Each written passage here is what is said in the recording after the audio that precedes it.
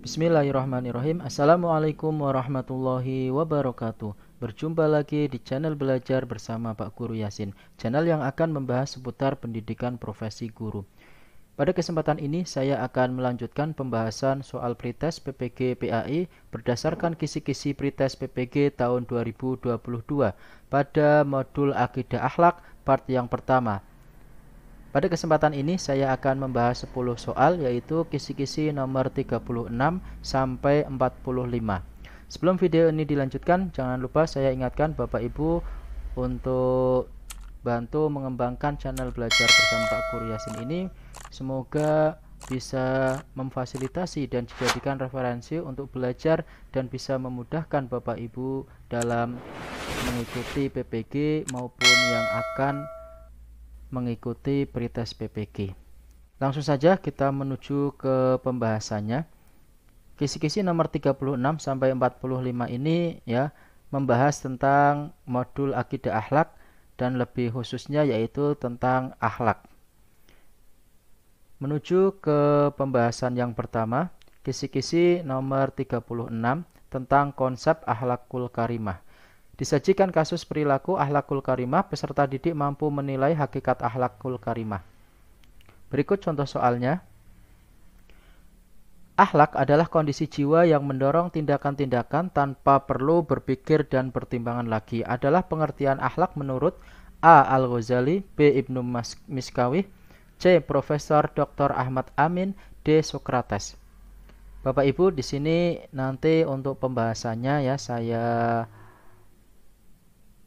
berikan ya di akhir soal yang membahas tentang akhlakul karimah ini ya. Jadi di sini saya akan menjawab terlebih dahulu ya.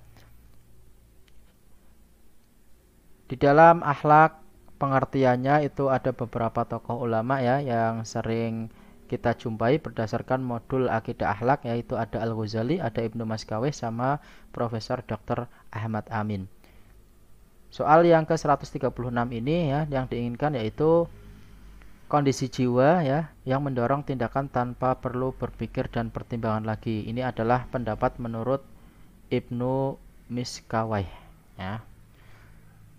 Sekali lagi nanti saya sekalian untuk pembahasannya di akhir. Lanjut ke soal selanjutnya, contoh soal lain. Akhlak ialah gambaran keadaan jiwa berupa sifat-sifat yang sudah mendarah daging yang mendorong dilakukannya perbuatan-perbuatan dengan mudah lagi gampang tanpa berpikir panjang. Adalah pengertian akhlak menurut A. Al-Ghazali, B. Ibnu Miskawih, C. Profesor Dr. Ahmad Amin, D. Sokrates. Nah, di sini Bapak Ibu yang perlu dicermati perbedaannya dengan soal yang tadi ya. Di sini ada kata-kata gambaran keadaan jiwa, kemudian sudah mendarah daging ya. Nah, kalau tipe soalnya nanti yang keluar seperti ini menurut pendapat dari Al-Ghazali ya, Bapak Ibu ya. Lanjut ke contoh soal lain, masih di kisi-kisi yang ke-36. Di bawah ini merupakan definisi akhlak menurut ya, al-khalqu ibarah an hayatun fin nafsi rasihatun anha tusdirul af'al bisuhulatin wa yusrim min khairi hajatin ila fikrin warawiyah. Akhlak ialah gambaran keadaan jiwa berupa sifat-sifat yang sudah mendarah daging yang mendorong dilakukannya perbuatan-perbuatan dengan mudah lagi gampang tanpa berpikir. Nah, Bapak Ibu ya, sekali lagi ada kata-kata sudah mendarah daging ya, gambaran jiwa. Ini seperti tadi jawabannya apa? Menurut iya Al-Ghazali ya, ini ya Bapak Ibu. Lanjut ke soal selanjutnya, masih kisi-kisi yang ke-36.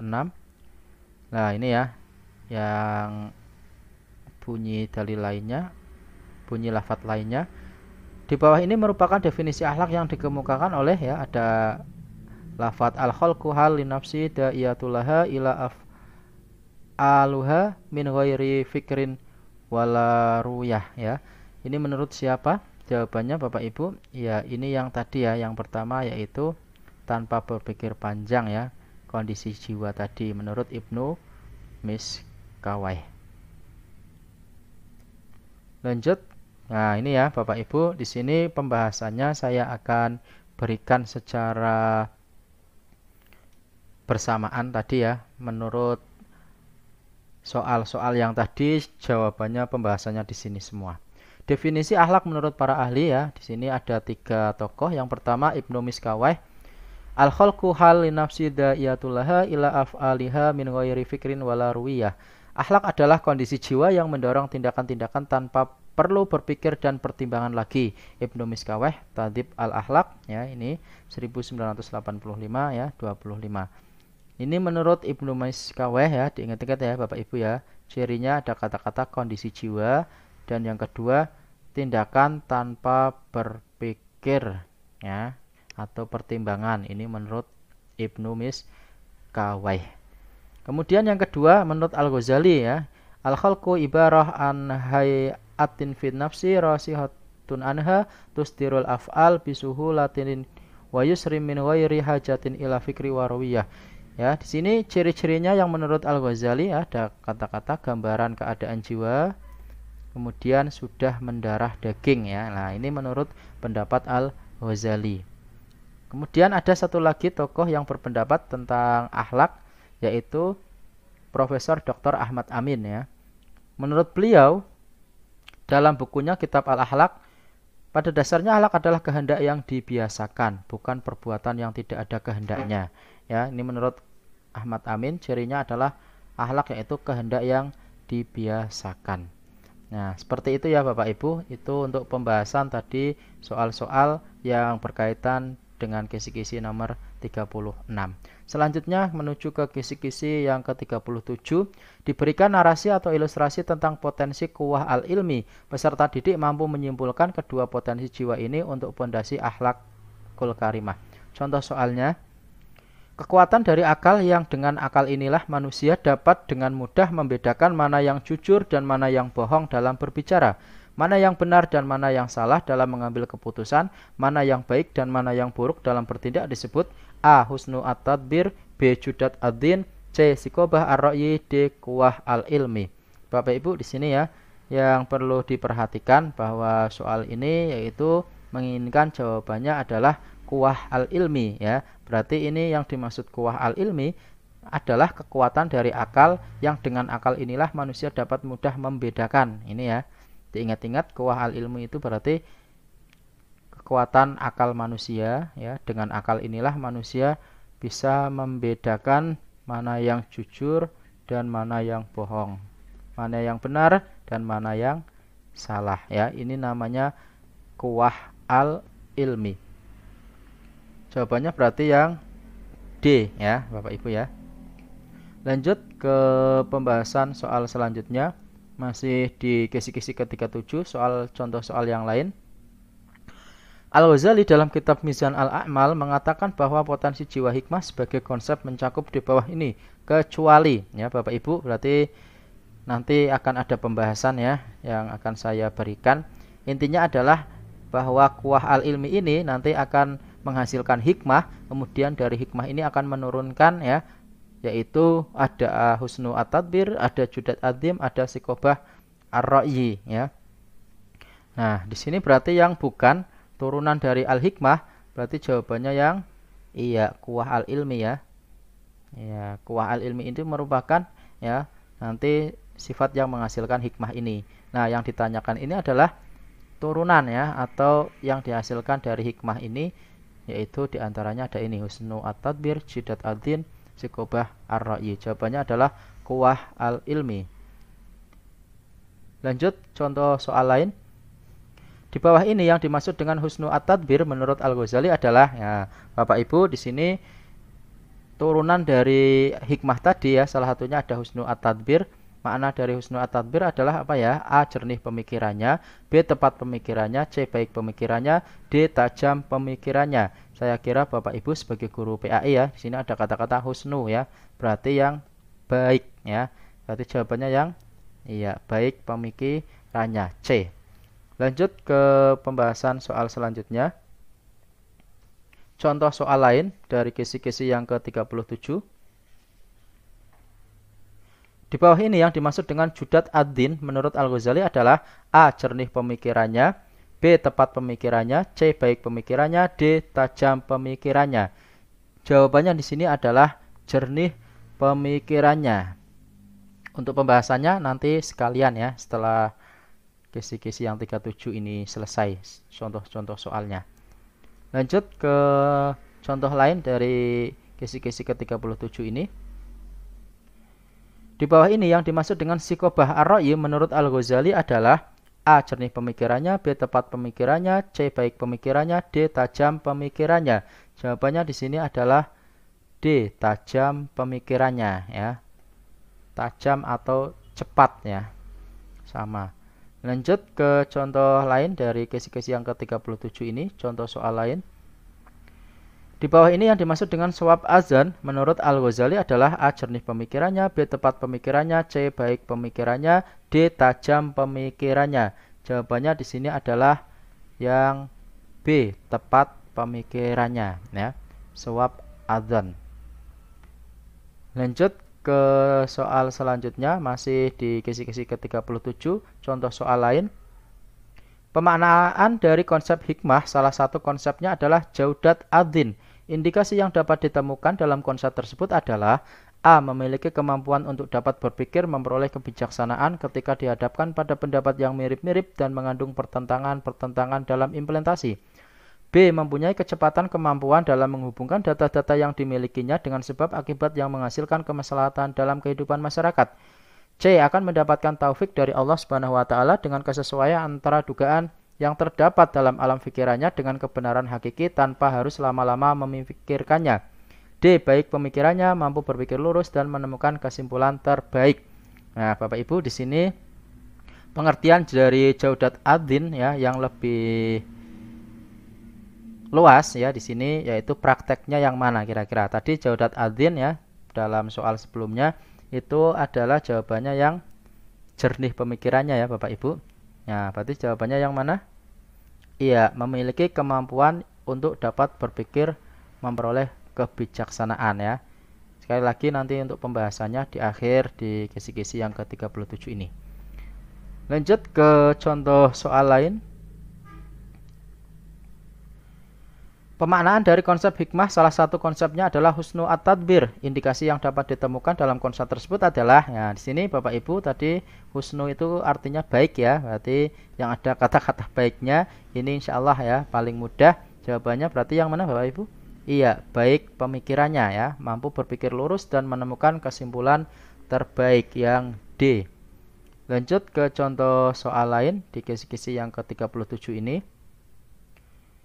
Pemaknaan dari konsep hikmah, salah satu konsepnya adalah sikobah ar-ra'yi. Indikasi yang dapat ditemukan dalam konsep tersebut adalah, ya Bapak Ibu, ya tadi yang D sudah kejawab, yang A juga sudah kejawab, berarti antara yang B atau C ya Bapak Ibu. Di sini tadi makna dari sikobah ar-ra'yi yaitu apa tadi? Tajam pemikirannya ya, berarti tajam itu cepat ya. Nah, jawabannya di sini yang ada kata-kata cepatnya yang mana Bapak Ibu? Iya, mempunyai kecepatan kemampuan dalam menghubungkan data-data ya. Jawabannya berarti yang B ya, sikobah ar-ra'yi. Tajam pemikirannya atau memiliki kecepatan kemampuan dalam menghubungkan data-data yang dimilikinya ya, dengan sebab akibat yang menghasilkan kemaslahatan dalam kehidupan masyarakat. Lanjut, masih ada contoh lain dari kisi-kisi yang ke-37 ini. Pemaknaan dari konsep hikmah, salah satu konsepnya adalah shawab azan. Indikasi yang dapat ditemukan dalam konsep tersebut adalah, ya, karena tadi A sudah, kemudian D sudah, B sudah, berarti jawabannya tinggal yang iya ya, yang C ya Bapak Ibu. Shawab azan itu tadi apa? Maknanya adalah tepat pemikirannya ya. Akan mendapatkan taufik dari Allah dengan kesesuaian antara dugaan yang terdapat dalam akal pikirannya dengan kebenaran hakiki tanpa harus lama-lama memikirkannya. Ya, ini ketika memutuskan sesuatu ya selalu tepat. Ini berarti seseorang itu memiliki shawab azan ya. Nah, sekarang kita ke pembahasannya ya. Ini saya sengaja jadikan satu ya agar lebih ringkas. Pembagian al-quwah atau kekuatan dalam membentuk akhlak manusia menurut para ahli ya, itu menurut Ibnu Miskawah itu ada 3 Bapak Ibu ya.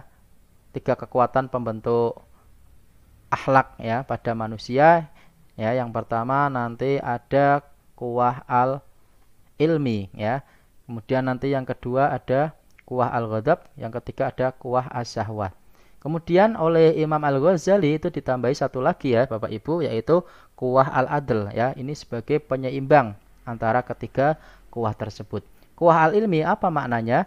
Kuwah al-ilmi adalah kekuatan yang berasal dari akal. Dengan akal inilah manusia dapat dengan mudah membedakan mana yang jujur dan mana yang bohong itu ya, mana yang baik dan benar. Ini tadi di soal yang pertama tadi ya, di kisi-kisi yang ke-37 makna dari kuwah al-ilmi. Nah, kuwah al-ilmi ini akan menghasilkan hikmah. Menurut Al-Maraghi, hikmah adalah ilmu yang bermanfaat, yaitu ilmu yang dapat mempengaruhi jiwa pemiliknya dan membimbing kehendaknya untuk mendorong melakukan tindakan-tindakan yang dapat membawa manfaat dan kebahagiaan dunia akhirat.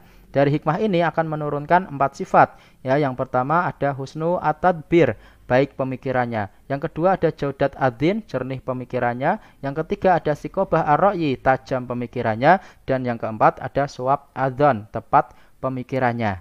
Ya, jadi Bapak Ibu, dari kuwah al-ilmi ini akan menghasilkan hikmah, kemudian hikmah ini menurunkan 4 sifat ini ya. Tadi untuk prakteknya, ketika baik pemikirannya dia akan selalu berpikiran yang baik ya. Ketika jernih pemikirannya dia akan selalu melakukan ya keputusan-keputusan berdasarkan taufik dari Allah ya. Berarti akan jernih dalam berpikir. Kemudian tajam pemikirannya, dia akan selalu cepat ya dalam mengambil keputusan. Dan tepat pemikirannya, di dalam mengambil keputusan dia akan selalu tepat dan tidak keliru. Kuwah al-ilmi tadi ya ada 4 ini, ada husnu at-tadbir, jaudat adzin, tikobah ar-ra'yi, suwab adzan ya. Nah, sini sudah saya singgung tadi. Husnu at-tadbir, cerdas, lurus, kemudian jaudat adzin, kemampuan berpikir memulai kebijaksanaan, sikobah ar-ra'yi ya, cepat, suwab adzan yaitu jernih pemikirannya ya. Kebalikan dari kuwah al-ilmi adalah lemahnya ilmu atau kebodohan. Ada 2 yaitu radilah al-khib dan radilah al-balah. Radilah al-khib terdiri dari ad-dahak, tertipu, dan al-jarbazah, lemah berpikir. Lanjut ke pembahasan selanjutnya yaitu kisi-kisi yang ke-38. Diberikan narasi atau ilustrasi tentang potensi kuwah al-ghadab. Peserta didik mampu menyimpulkan kedua potensi jiwa ini untuk pondasi akhlakul karimah. Contoh soalnya, menurut Imam Al-Ghazali, dorongan manusia untuk menolak yang tidak disenangi dan mendapatkan kenikmatan yang bersifat abstrak dan batin disebut A. Raja, B. Kuwah al-ghadab, C. Al-haya, D. Ikhlas. Bapak Ibu di sini ya, soalnya menginginkan untuk jawabannya yaitu al-ghadab ya. Jadi di sini jawabannya adalah B. Al-ghadab itu adalah ya dorongan manusia untuk menolak yang tidak disenangi. Lanjut ke contoh soal selanjutnya. Untuk pembahasannya seperti biasa nanti akan saya berikan di akhir ya setiap pembahasan kisi-kisi ini ya. Jadi nanti setelah selesai contoh soal kisi-kisi 38 akan saya berikan pembahasannya. Contoh soal lain, kuwah al-ghadab dapat mendorong perbuatan yang buruk bagi seseorang yaitu A. Raja, B. At-tatawur, dan al-jub, dan C. Al-haya, D. Ikhlas. Jawabannya di sini adalah ya yang enggak baik sendiri ya Bapak Ibu, yaitu at-tatawur dan al-jub ya, nekat dan pengecut. Lanjut.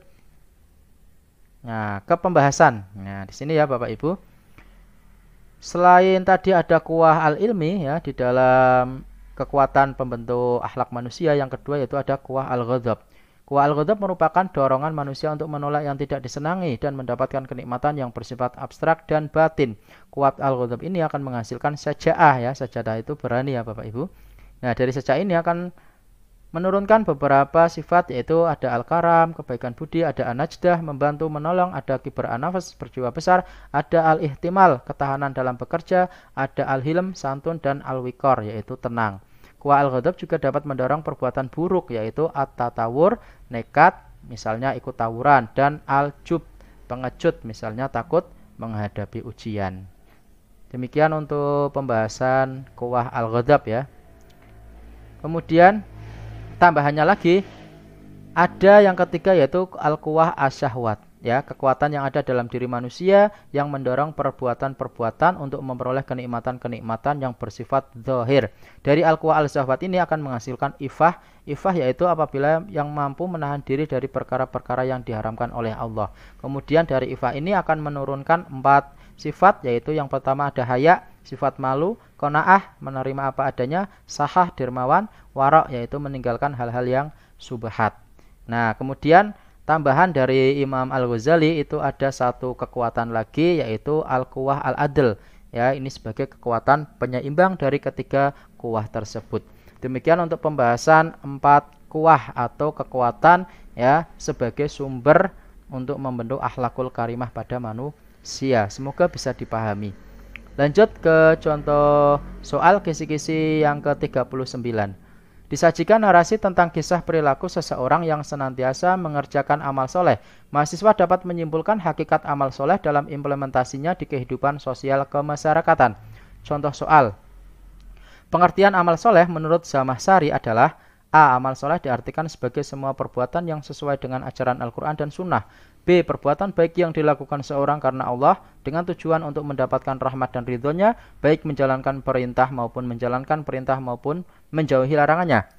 C. Perbuatan yang baik bermanfaat, selamat atau cocok. D. Semua perbuatan yang dilakukan hamba kepada Allah sebagai bentuk pengabdiannya yang didasari dengan iman. Ya. Berikut pembahasannya. Menurut bahasa, amal soleh berarti perbuatan yang baik, bermanfaat, selamat atau cocok. Sedang menurut istilah, sebagaimana pendapatnya Zamakhsyari, bahwa amal soleh diartikan, ya ini ya Bapak Ibu, menurut pendapatnya Zamakhsyari ini, semua perbuatan yang sesuai dengan ajaran Al-Quran dan Sunnah Nabi Shallallahu Alaihi Wasallam. Jadi jawabannya yang apa tadi Bapak Ibu? Iya, di sini jawabannya yang A ya, menurut Zamakhsyari yang A. Lanjut ke pembahasan kisi-kisi selanjutnya, yaitu kisi-kisi yang ke-40.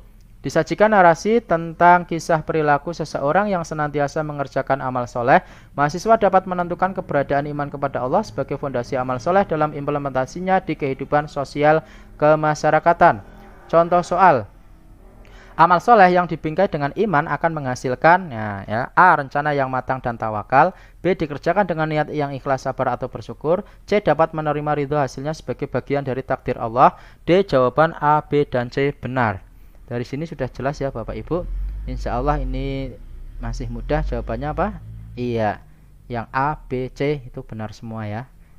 Jawabannya yang D. Lanjut ke pembahasan kisi-kisi selanjutnya, yaitu yang ke-41. Disajikan narasi tentang kisah perilaku seseorang yang senantiasa mengerjakan amal soleh. Mahasiswa dapat menentukan keberadaan tawakal kepada Allah sebagai fondasi amal soleh dalam implementasinya di kehidupan sosial kemasyarakatan. Contoh soal. Menurut Ibnul Qayyim, bahwa amalan dan penghambaan hati dengan menyandarkan segala sesuatunya hanya kepada Allah, semata percaya terhadapnya, berlindung hanya kepadanya, dan ridho atas sesuatu yang menimpa dirinya, berdasarkan keyakinan bahwa Allah akan memberikan segala kecukupan bagi dirinya, dengan tetap berikhtiar semaksimal mungkin untuk dapat memperolehnya, adalah pengertian dari A. Tawakal, B. Iman, C. Takwa, D. Ihsan. Ini sudah jelas ya insya Allah Bapak Ibu. Jawabannya yaitu A. Tawakal ya. Ada usaha, ada ikhtiar. Pembahasannya sebagai berikut.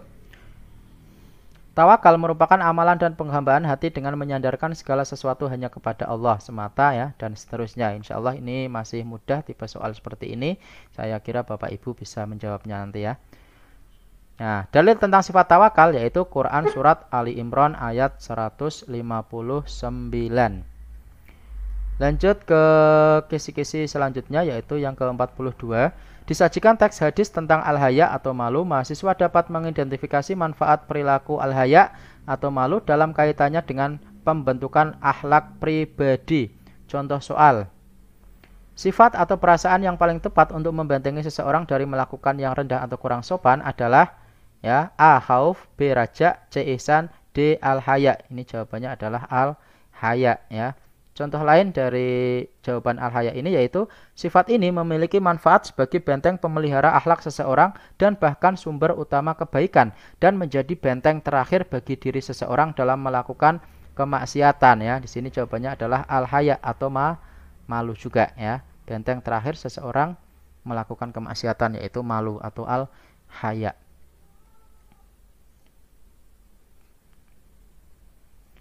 Lanjut ke pembahasan kisi-kisi selanjutnya. 43. Disajikan teks hadis tentang al-khauf. Mahasiswa dapat mengidentifikasi manfaat perilaku al-khauf dalam kaitannya dengan pembentukan akhlak pribadi.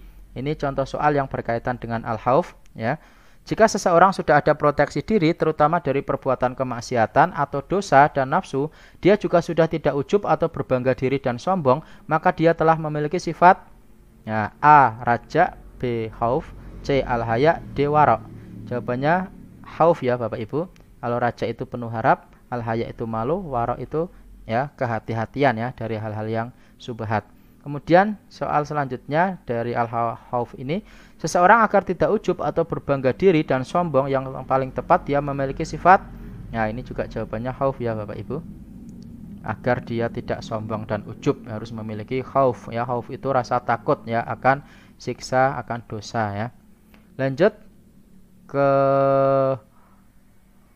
masih di soal kisi-kisi 43.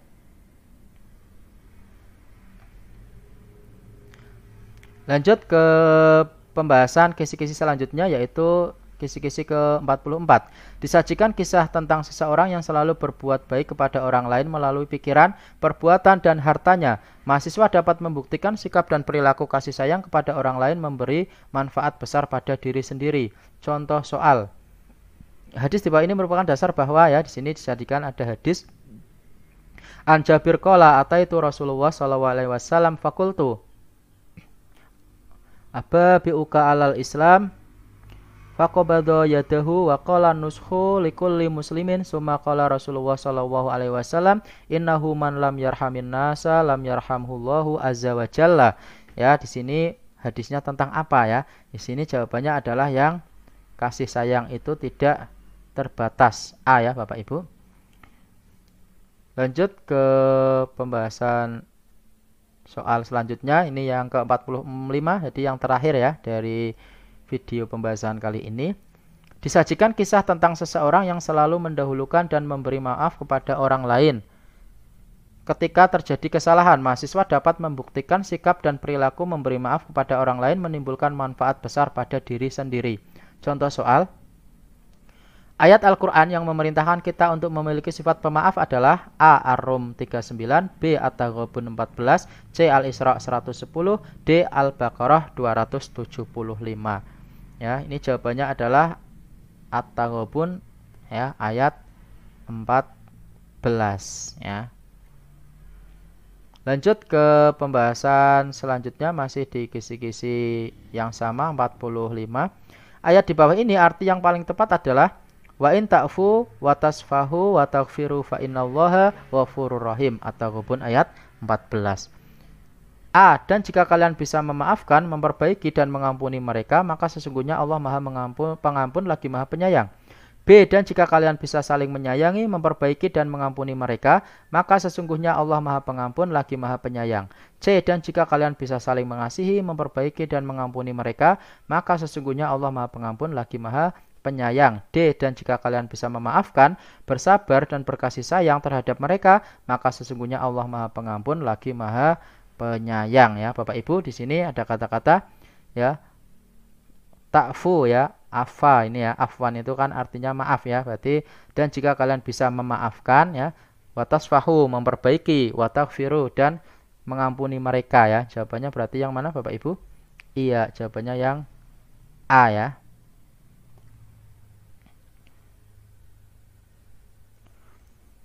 Nah, ini pembahasannya ya. Surat At-Taghabun ayat 14.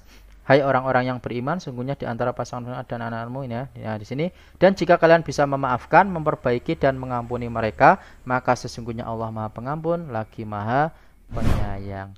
Demikian Bapak Ibu untuk pembahasan dari modul akidah akhlak ya, terutama khususnya materi akhlak pada part yang pertama, yaitu soal nomor 36 sampai 45. Ini ada 10 soal. Insya Allah untuk kisi-kisi selanjutnya ya juga sama, nanti akan dibahas pada video saya selanjutnya. Terus ikuti channel Belajar Bersama Pak Guru Yasin, mudah-mudahan bermanfaat. Sekian dan terima kasih. Wassalamualaikum warahmatullahi wabarakatuh.